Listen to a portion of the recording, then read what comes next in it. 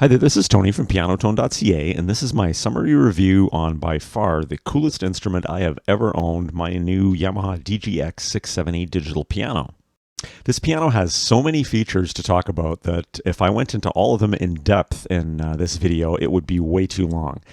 Even though I'm trying to be as brief as possible in this review, there are so many features to go over that this video is still an hour long. So I've added links in the description so that you can jump to different sections of the review if you want to. It's actually going to take me quite a while to really learn all of the ins and outs of the DGX-670 anyways, so as I learn how to actually use all of these features, I'm going to be releasing multiple shorter, more detailed videos on a feature-by-feature basis. So let's check out the Yamaha DGX-670.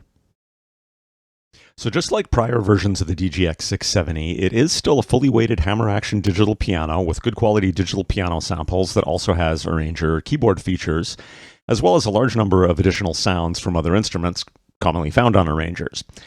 But the prior versions of the DGX had very basic arranger features, so it was like a digital piano that was merged with the entry-level PSR E-Series arranger keyboards, which only have basic arranger features. And there were rarely any significant upgrades from most of the DGX models to the next. Well, that changed big time with the DGX-670. This model is a massive upgrade from the DGX-660, and the improvements have been significant in pretty much every single area. The DGX-670 is now basically a hybrid of the Yamaha P125 digital piano, only with significantly improved piano samples. And the Pro series of Yamaha arranger keyboards, the SX series, which have significantly better arranger features than the PSR E series does. And it even has some features previously only found on much more expensive Yamaha Clavinovas thrown in.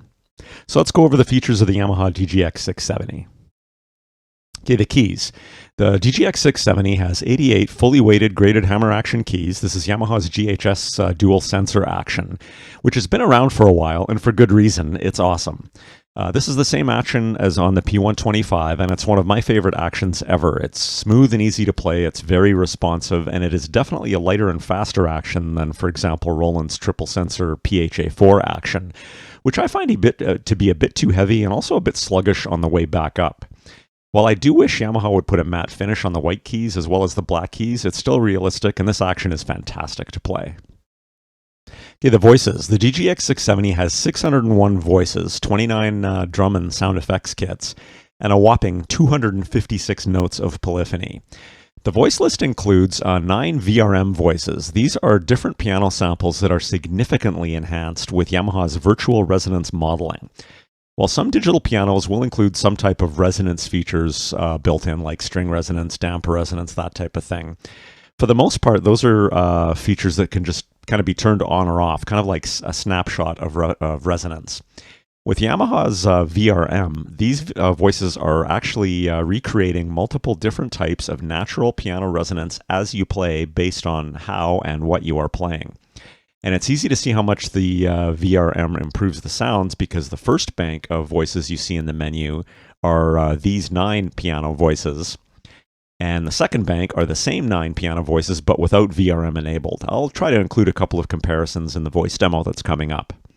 While I really liked all 9 of these voices, there are a few that I absolutely love, one of which is the main flagship piano voice sampled from Yamaha's CFX Grand. For about a year, I owned and absolutely loved the main piano voice on my Yamaha P125, but the CFX Grand sample on the DGX is a massive upgrade on the CF Grand used on the P125. The other voices I'm really enjoying so far are the Pop and Studio Grands, which can cut through a mix a little bit better on some songs than the CFX might be able to. And I absolutely love the rock piano, which sounds fantastic on a lot of the 50s rock and blues that I like to play. Here's a quick demo of just the piano voices.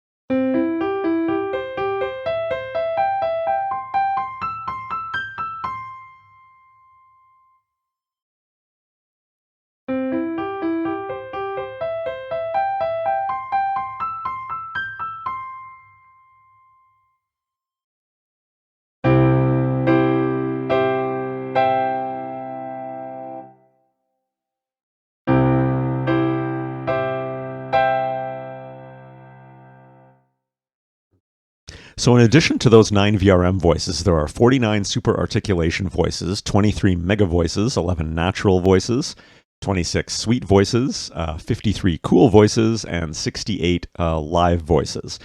The super articulation voices on my Yamaha PSR EW425 keyboard are pretty cool, but these ones are a whole different level of cool.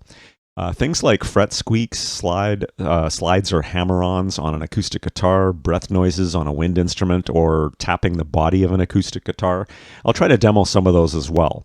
And you can, of course, layer and split voices on the DGX, and you can also adjust various parameters for each, relative volumes, response to the sustain pedal, that type of thing.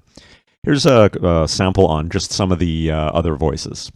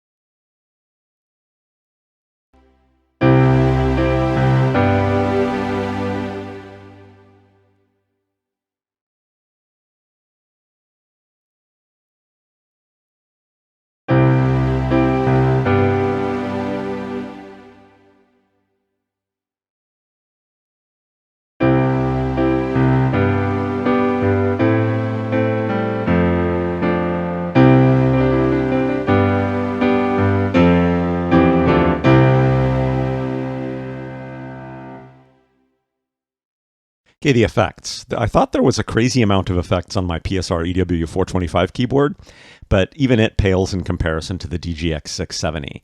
For reverb, there's 58 presets and 30 users. For chorus, there's 106 presets and 30 users. For digital signal processing, so DSPs, there's 295 presets and 30 users.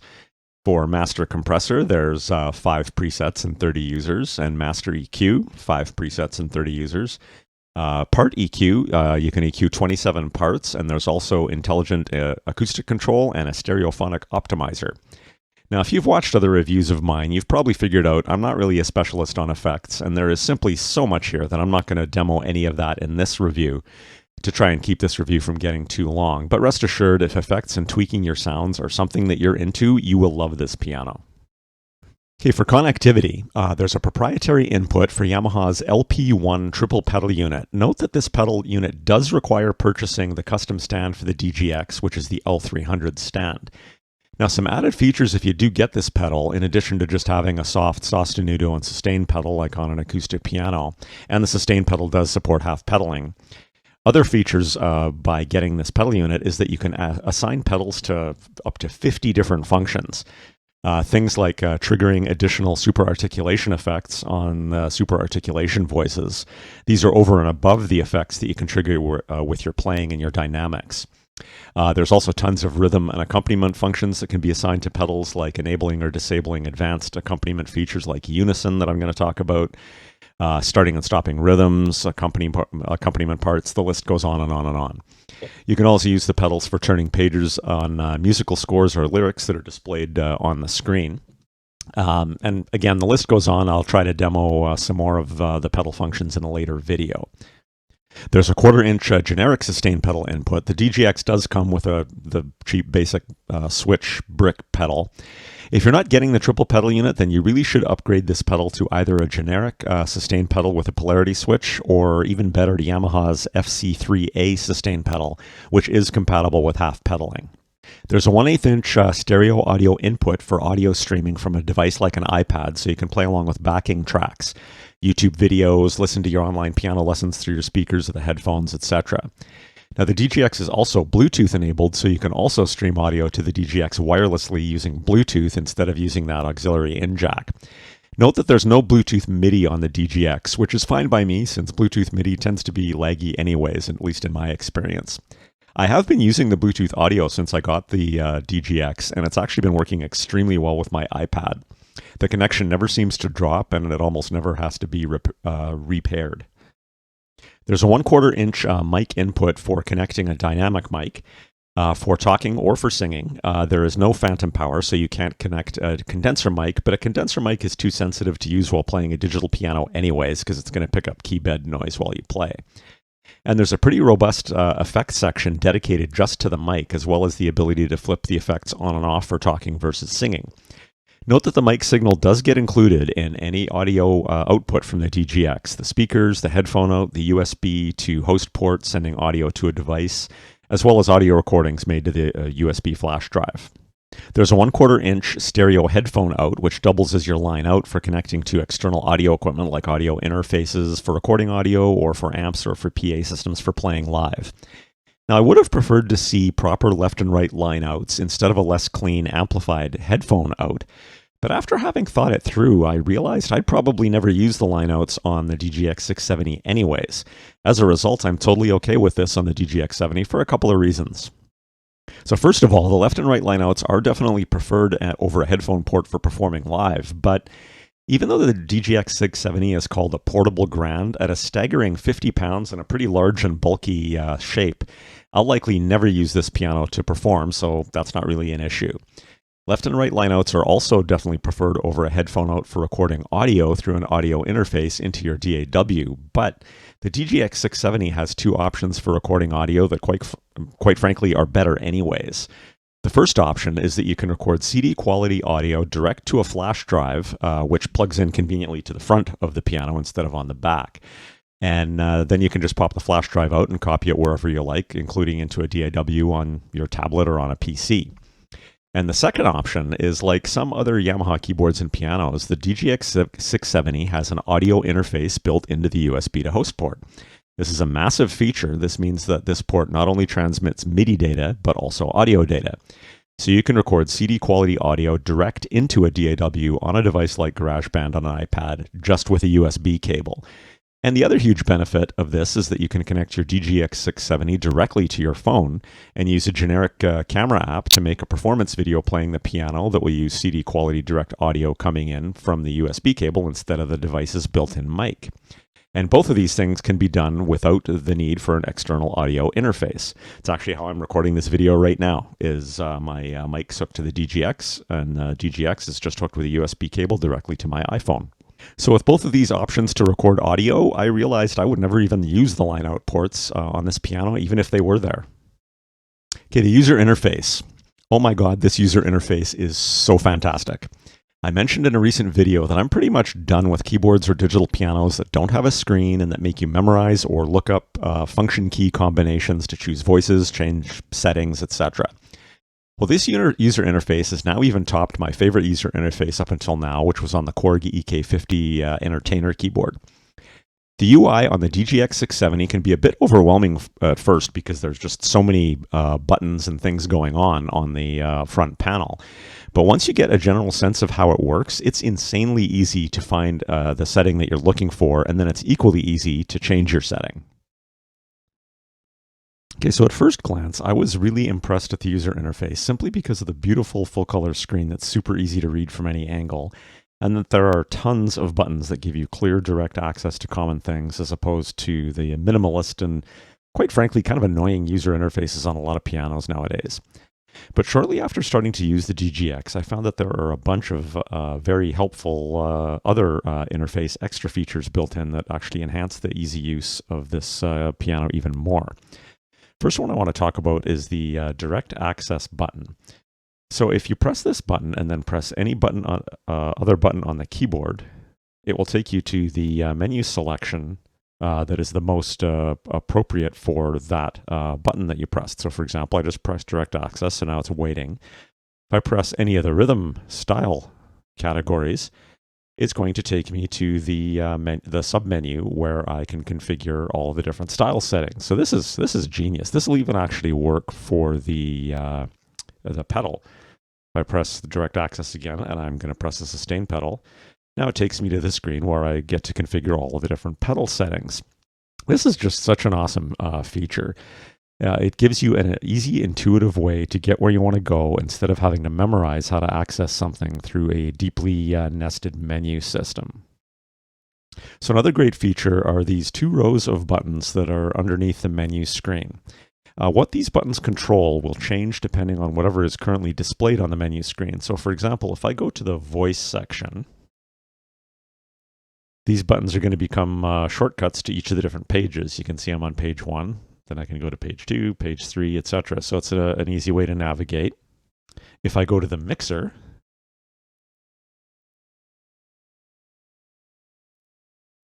they become buttons for adjusting whatever the current highlighted mixer setting is.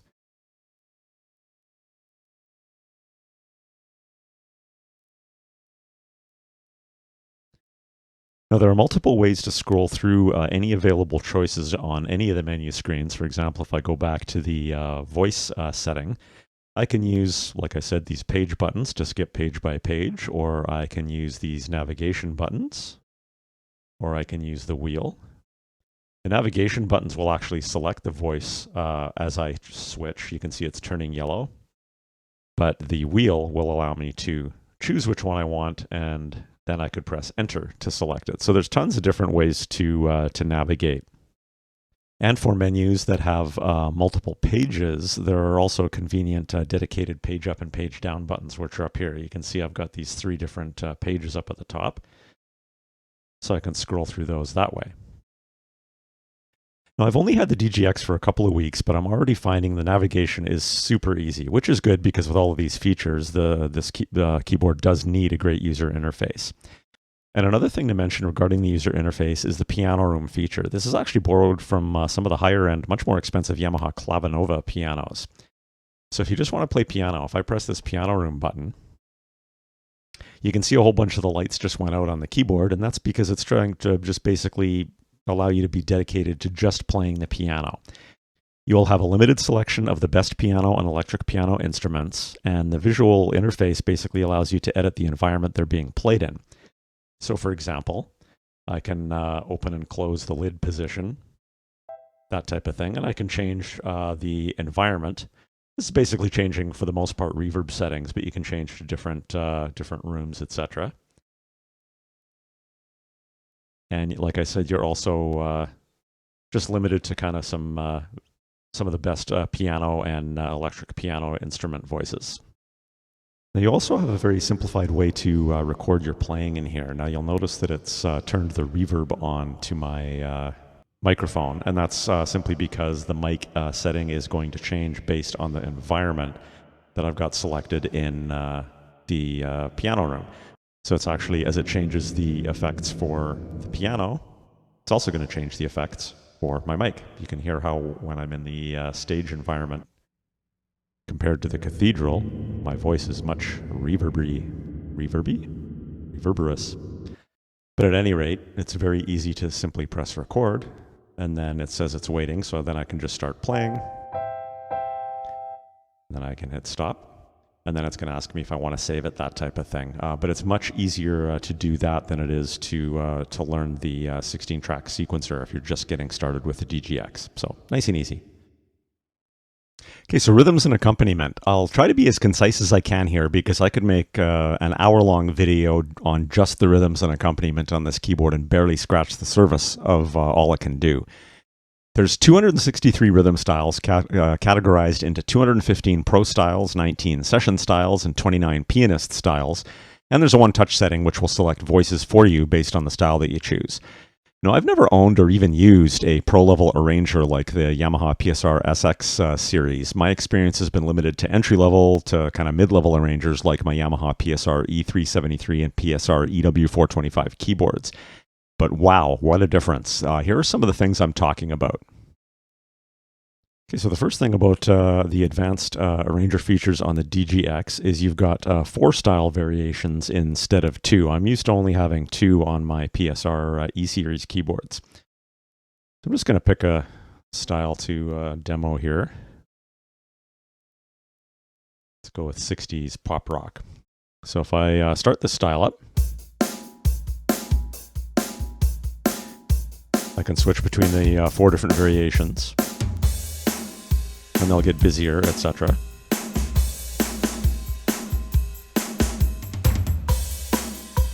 Now, one of the other cool things you can do is that if you hit the style button again, the variation button again, you're going to get a fill.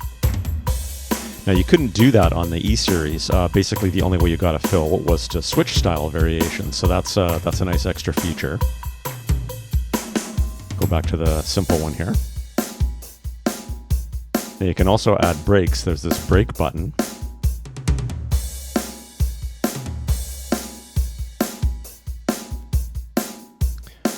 Just going to hit stop here for a second.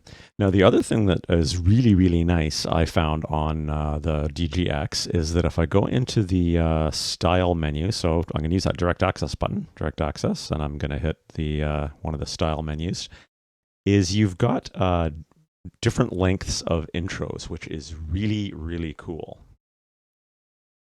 So to get to that, I go to the setting 2 page. So I use these page buttons up here. Now I've got the intro length setting. Now the intros on the PSR E-Series I found, and the endings, to be kind of painfully long, and they very often don't match my song, so that it's not easy for me to really use them and integrate them with the song. Well, on the DGX, you've got 3 different lengths. So I've got it set to 1, which is just the short length. So I'll just show you what that sounds like. I'll hit intro and then I'll hit start. It's just a 1 measure intro, nice and simple. That's what I use 99% of the time. I'm going to switch that to 2.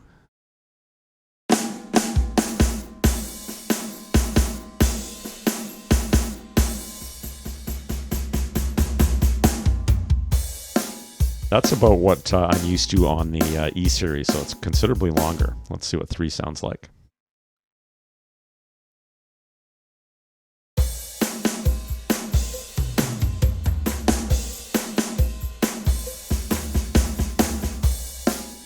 So again, a little bit longer and more complex still. I pretty much always leave mine just set on setting 1 for the 1 measure count in. Now, the other thing that is super cool is that instead of only having 2 chord fingering options for triggering accompaniment chord changes, which is pretty much what you find on the entry-level Yamaha arrangers, there are 8 options. There's single finger, fingered on bass, multi-finger, AI fingered, full keyboard, AI full keyboard, and smart chord. Now, while arranger keyboard players will be thrilled to see all of these options, if you're more of a piano player than an arranger keyboard player, which describes me, and you like being able to hear what your left hand is playing, as opposed to just using your left hand to trigger the accompaniment chord changes, then this is a huge feature. You're going to be thrilled because the DGX-670 has 2 options for full keyboard. So this basically allows you to play with both hands the way you would normally play on a piano and have the accompaniment follow you by detecting what you are playing on all 88 keys instead of just on the left half. So as an example, I'm just going to go out to the main screen here. Okay, so I'm just going to hit start here. And then I'm going to finger a C chord in my left hand, the way you would normally play an arranger keyboard. And you can see that it picks the C chord up and then starts playing. Now, what I can do, I'm going to switch to an E minor chord, but instead of playing it in just in my left hand, I'm just going to play the G out of an E minor chord in my left hand, and then I'm going to play the E and the B in my right hand. So I'm going to do that now. Now, because I have the G in my left hand, it's figured out that that's an E minor over G chord, which is super cool. But if I start playing the way I would normally play, kind of a piano style, I'm going to be using just octaves in my left hand, so 2 E notes, or I'm going to go back to the C chord actually, 2 C notes, and then I'll play the C chord in my right hand.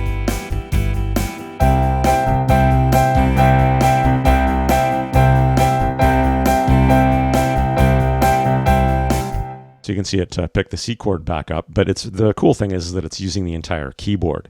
So you can actually hear what you're playing in your left hand, which for piano players is super cool. Now there's some additional special styles as well. There's adaptive styles. These are super cool. Basically, the style is going to change variations automatically based on your playing and complexity dynamics. These can take some practice to use, but when you get it, it is really neat. The trick is you need to be in control of how your dynamics and how complex your playing is, and you need to be able to time those changes correctly, basically just in advance of when you want the DGX to pick that up, and then change the variation based on your playing. So I'm going to try and demo that here. I'm going to switch to an adaptive style here. So let's go to one of the ballad ones. You can see 70s Pop Duo is an adaptive style. So it's going to start on the simplest variation, and I'll try to play softly so that I can keep it there for a bit. So keep your eye on the variation lights here. When it switches from variation to variation, it's going to turn orange.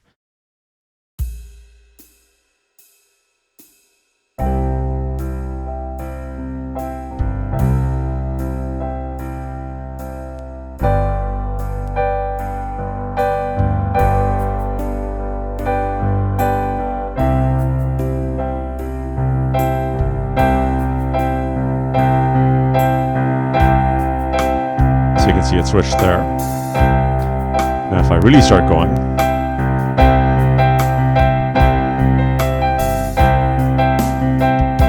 so that's really, really neat how it does that. But you do have to, it does take some practice, and you do have to get used to the style and how to time your intensity in your playing so that it's just in advance and the piano picks it up at the right time. Now there's also something called Unison styles. These are really, really cool. I'm going to switch to 90s Cool Ballad, which is Unison. Now, if Unison is turned on, then all the other instruments are going to play exactly what you play. I'm just going to go to the Style menu here and go over to Setting 1, which is where I can turn Unison on or off. So Unison is off, and I'm going to be talking a little bit about the pedal here in a second, but I'm just going to turn it on. So now when I start the style up,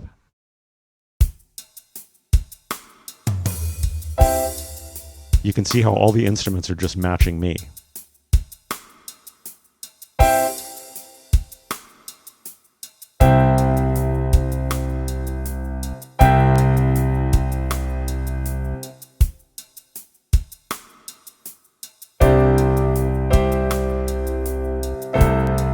So everything is playing exactly what I'm playing.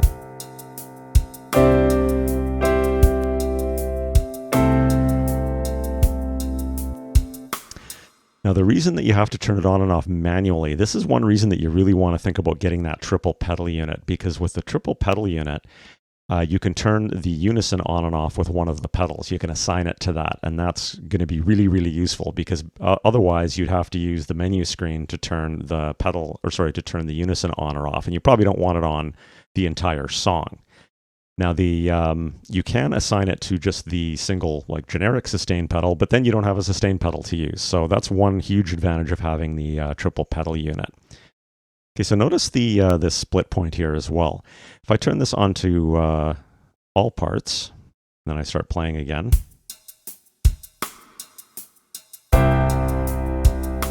Everything is playing exactly what I'm playing. So that basically means if I play a high note up here, I'm getting a bass note. I don't know if you can hear it or not. If you listen, you can. But if I turn this on to auto split, and I play that same note, you're only getting basically the treble instruments. You'll only get the bass if I play in the bass section. See, now you can hear the bass guitar. So that's actually super cool for any Unison styles where, like, I often play a walking bass line in my left hand, and then play some piano, whatever, in the right. So if I do that right here,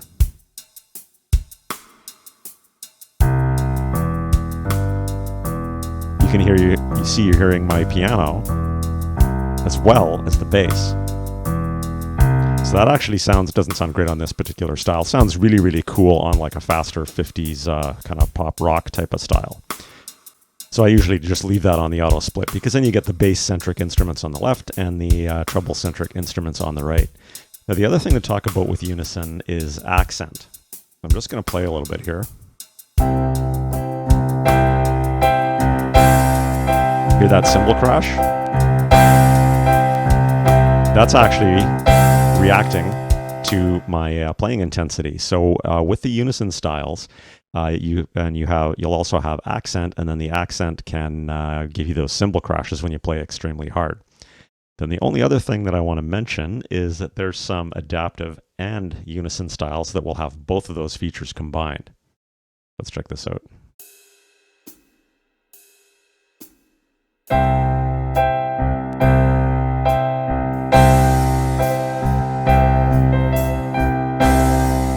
So you can see the variations change.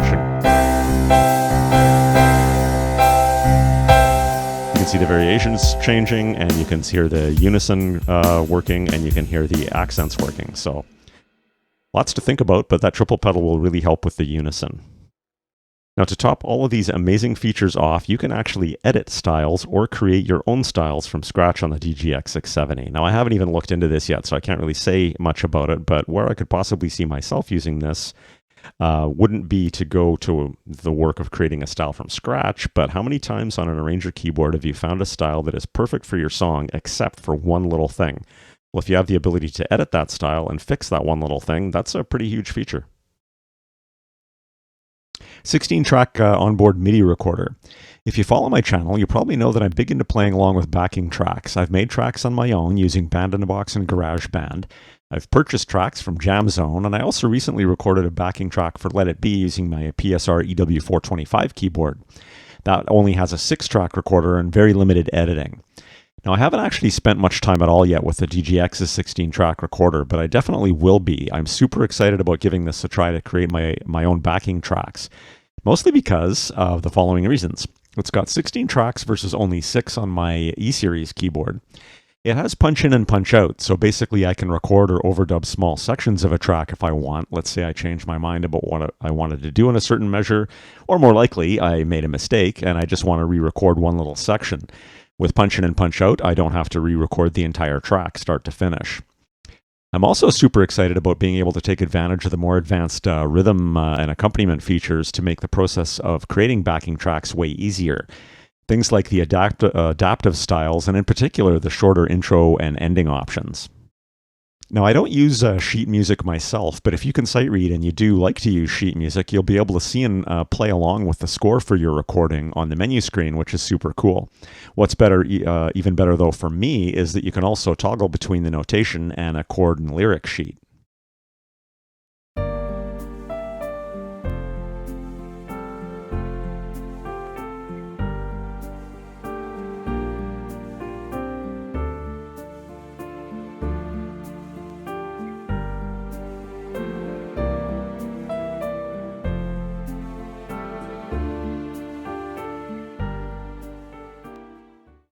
Okay, MIDI songs. There's 100 built-in songs you can play along with if you like.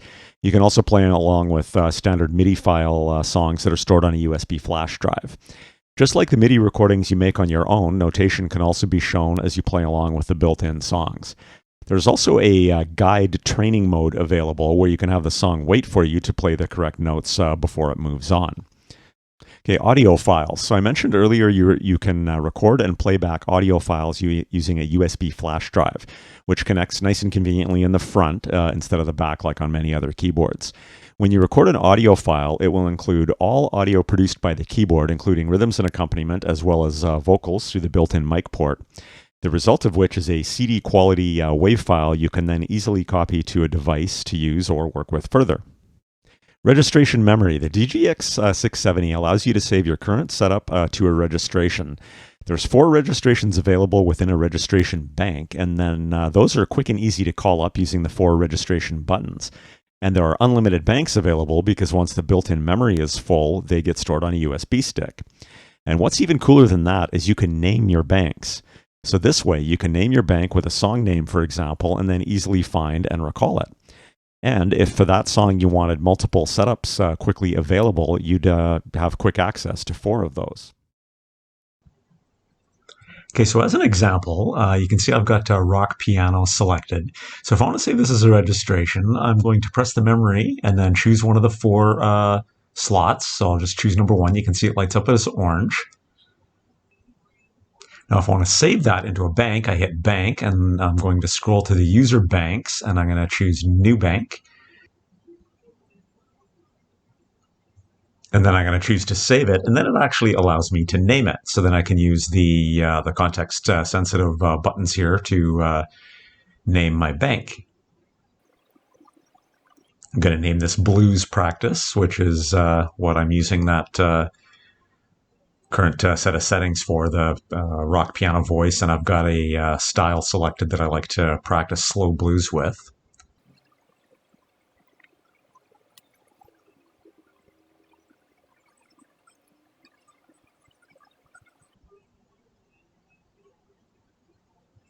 And I save it. Now I'm going to turn off the keyboard, turn it back on again. You can see that it's been saved up in the user registrations as Blues Practice. Being able to name them is super, super cool as well, because unlike like my Casio PXS 3000, for example, I could save lots of registrations, but I had to call them up as bank for registration 15, that type of thing. So now to call it up, I hit bank and I scroll to the user, and then I just select the one that I want.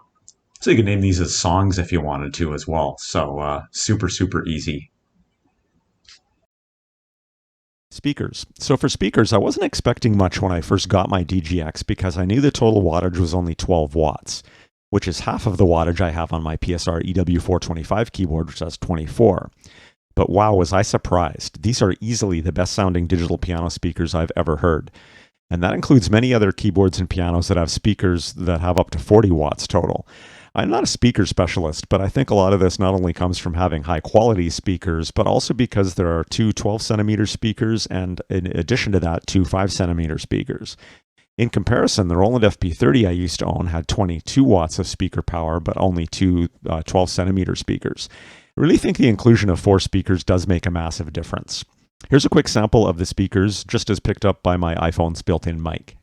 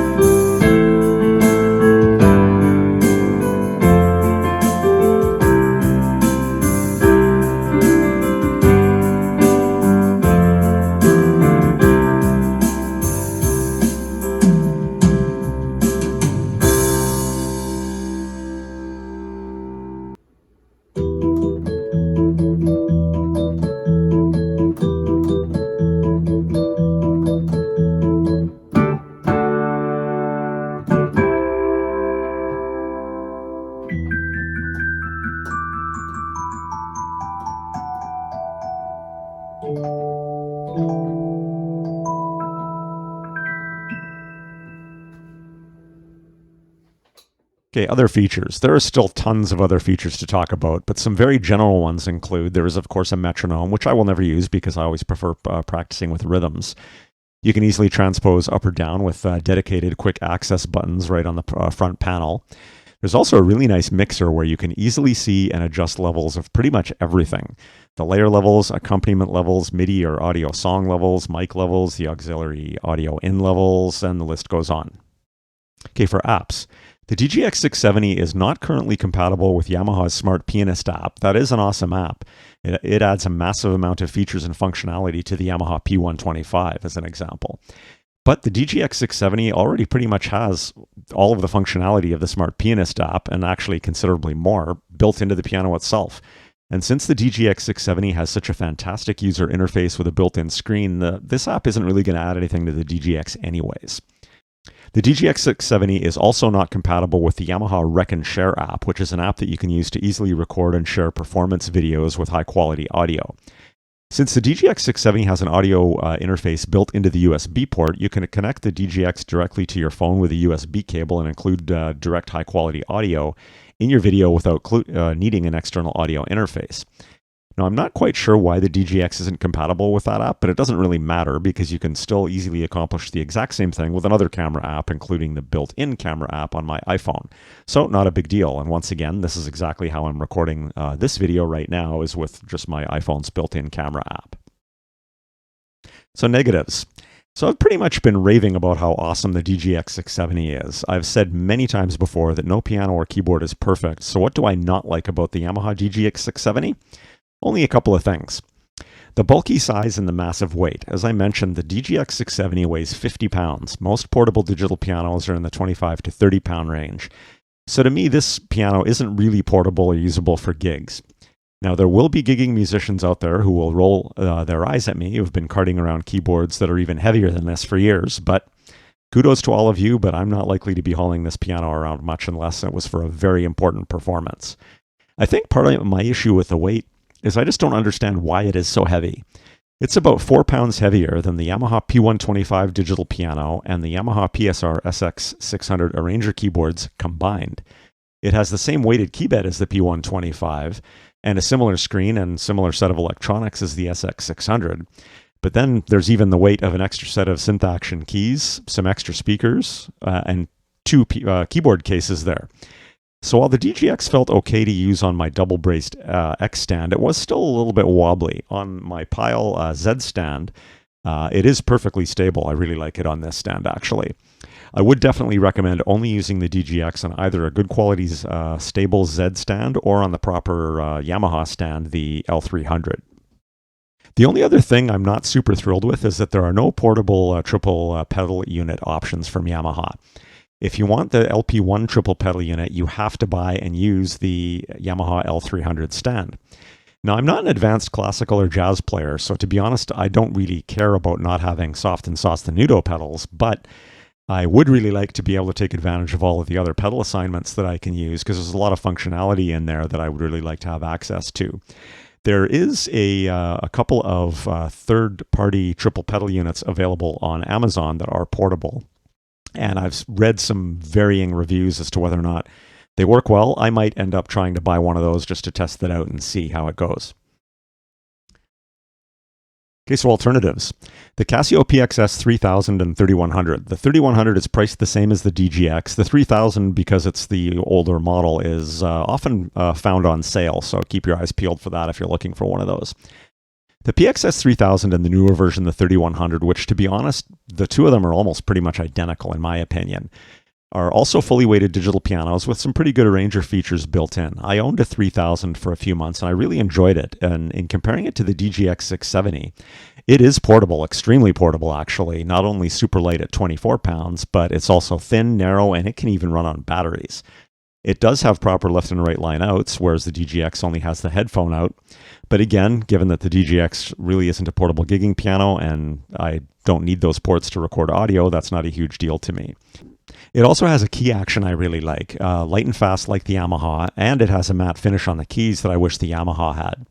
That being said, after having now owned 2 pianos with Yamaha GHS action and 2 pianos with Casio's smart scaled hammer action, My favorite action is the Yamaha GHS, but the Casio is a close second. Now, the Casio does have a pretty good user interface with a menu screen and a lot of those smooth capacitive touch buttons, but there is a lot of very nested functionality deep within the menu system. So the DGX's bigger full-color screen and far more quick-access tactile buttons, and quite frankly, just better thought-out user interface as far as the workflow goes, is far superior. The DGX has a mic input with gain and effects, which is a fantastic feature that's missing on the Casio. The DGX also has that audio interface built into the USB port, which is a huge feature missing on the Casio, which allows me to record high-quality audio without needing the external audio interface. Just like action, sounds are a personal thing. There are fantastic piano samples on both of these pianos, but the CFX Grand with virtual resonance modeling on the DGX-670 really is something. And as good as the voices are on the Casio, I don't think they have one that really compares with the CFX Grand. But again, sounds are personal. Saving and recalling registrations and saved song files, both MIDI and audio, is far easier on the DGX-670, and there's even a naming system built into the DGX that allows you to assign actual names instead of having to memorize this song is bank this and registration that, as memorizing the numbers. There's also a built-in 16-track MIDI recorder on the DGX with punch-in and punch-out. The Casio only has a 2-track recorder. Now, I'm not an expert on evaluating the quality of the arrangement programming, but I have to admit the Yamaha really does seem to be the gold standard in this area. The rhythms I've used so far just seem to transition much better and sound more natural than the Casios. And the DGX has 4 variations of each instead of 2, as well as intros and endings that have 3 length options to choose from, which is huge. And the Casio can't even mute different style parts. So the arranger functionality on the DGX is pretty much a whole league ahead of the Casio. So basically, to me, it comes down to, do you want a portable gigging piano? If so, the Casio clearly wins that battle hands down. For me, I wanted a studio piano for recording, making backing tracks, and making piano videos, so the DGX-670 is absolutely perfect, especially because of the built-in mic port and that built-in audio interface. So the Korg XE20 sells for the same price as the DGX. Korg basically did the same thing with their XE20 as Yamaha did with the DGX. Combine one of their digital pianos, the B2, with one of their successful arrangers, the EK50, which is a keyboard I did own and quite enjoyed. I have, however, never seen an XE20 since stores in my area don't carry much in the way of Korg products, so I can't really offer a fair first-hand opinion. From having watched many other reviews and read up on the specs, I have a feeling that the DGX would outshine the XE20 in the arranger features, ease of use, and the main piano voice quality, as well as offering up that mic input and built-in audio interface, while the Korg, like the Casio, would actually be portable and would include left and right line outs. So even without having tried one of these, my gut feeling is that my opinion would be similar to the Casio. If you need a portable gigging piano, then the Korg would be a better choice, but otherwise, the Yamaha DGX-670 all the way. So the Yamaha PSR EW425, which sells for just a little over half of the DGX. I'm including the EW425 in this list with a big caveat. This is a keyboard, not a digital piano, so you should only consider that keyboard if you don't need or care about whether or not you have fully weighted hammer action keys, like the keys on a piano. The keys on the PSR EW425 are organ-style synth action keys with a very light, unweighted action. And like almost all synth action keyboards, the keys are marketed as full size, but they're a tiny bit narrower than the keys on almost all digital pianos. I actually own a PSR EW425 at the moment, and it is a fabulous keyboard and one of the best values on the market today. It's kind of like a DGX-670 Lite, literally. It has great sounds, great arranger features, and a great user interface. But while all of those things are great, all of those things are also considerably better on the DGX. It also has a mic input with gain and effects, and it also has that built-in audio interface. And on top of all that, it has 24-watt speakers, left and right line outs, and only weighs 19 pounds. So this is definitely a fantastic option for gigging. Once again, if you're okay with unweighted, slightly narrower synth action keys. As far as I'm concerned, I have tried a few times with some great synth action keyboards to get used to playing unweighted and slightly narrower keys, and while I can get used to them after a while, I still play much better and I feel much more comfortable on a fully weighted action. which is actually one of the reasons I finally broke down and bought my DGX-670. Because of that, the jury is actually still out for me on whether I want to keep the 425 as a gigging instrument or sadly trade that in on something that is also portable but has fully weighted keys. So stay tuned for all of that drama. So to sum up, what is my verdict on the Yamaha DGX-670? Well, you can probably guess, but I can very enthusiastically recommend this piano. I think this is one of the absolute best piano products on the market today. It's not cheap, but when you look at what you get, it's only a couple $100 more than a Yamaha P125 and significantly cheaper than the Yamaha SX600 Arranger. And yet it has almost all the features those two boards offer and then some, as well as the piano room functionality from the Yamaha Clavinovas. So with all that in mind, if you are like me and you would like to use all of these features, then the Yamaha DGX670 is an absolutely tremendous value for money. The only caveat that I would include is that this piano is not really suited for portability and gigging, in my opinion, because it's big, heavy, and it's lacking the line-out ports. So that's pretty much it for my introductory review on the Yamaha DGX-670. As I mentioned in the intro, since this piano has so many features to demo, and a lot of them are going to take me a while to learn, that instead of putting together one horrifically long, in-depth review, instead I'm going to be releasing shorter, specific kind of how-to videos on various features and topics and functionality as I get comfortable with them. So if you want to make sure that you stay tuned for all of those upcoming videos, please subscribe to my channel. That does really help me out. And if you want to check out current prices from Amazon in your area for the Yamaha DGX670, please click on the affiliate links below in the description. I've also got links for the LP300 stand, the LP1 triple pedal unit, and also the review for this Pyle Z stand that I did a while back, because this stand does really support this piano quite well. So thanks again for checking out the channel, and feel free to smash the like button and subscribe. It does really help me out. And happy piano shopping, and have an awesome day.